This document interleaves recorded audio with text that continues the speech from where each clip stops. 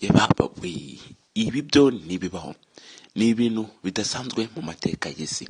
Nimba uri umukunzi wagasobanuye, uri umuntu ukunda kureba filime nyinshi cyane, ndakeka aba bantu uri kubona kuri ekara yawe ubazi.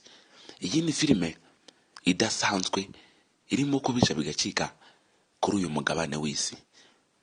Ni filime irimo gukora amateka adasanzwe, amateka akomeye kuri uyu mugabane w'isi.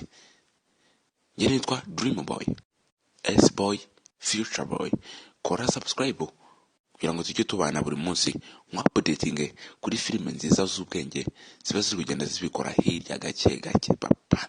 Yes, uyu ni wa mwanya udakwiye gucikwa kugira ngo anytime ni uploading filime nziza kugira ngo ibi tagucika.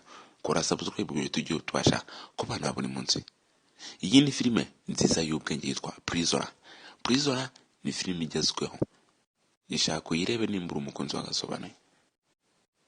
Ushobora kuba uri umukunzi wagasobanuye, iyi filime akaba ari bwo bwa mbere uyumvisha. Oya, ishake uyirebe. Ndabizi ko uri buze kuyikunda.